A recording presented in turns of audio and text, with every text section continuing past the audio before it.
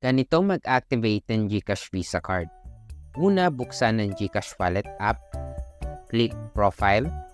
Dito sa profile, hanapin ang My Link Accounts. Kapag nahanap, pindutin. Sa My Link Accounts, hanapin ang GCash Card. Once nahanap mo na ang GCash Card, pindutin. Dito sa GCash Card, scroll down ka lang hanggang makita ang Link My Card. Then, pindutin mo.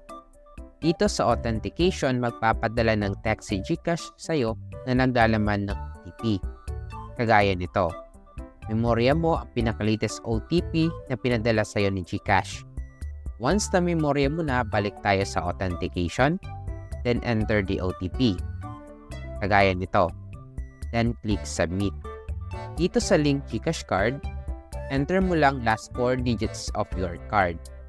Tanong saan yan makikita? Makikita siya sa likod ng iyong GCash Visa Card, itong mahabang line of numbers. Ang ilalagay lang dito ay yung last 4 digits. Itong huling 4 na numero na nakikita mo. Dito naman sa virtual account number, ito yung sa ibaba na expires.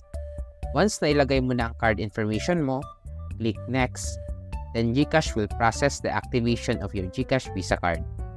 And once nakita mo na ito, meaning activated na ang GCash card mo.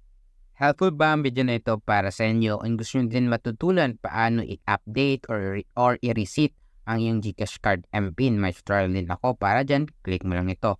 O di kaya gusto mo matutunan paano gamitin ang iyong GCash card, may tutorial din ako para dyan, click mo lang ito. So if you want more videos like this, don't forget to like and subscribe. Yun lang, see you in my next video. Let's go!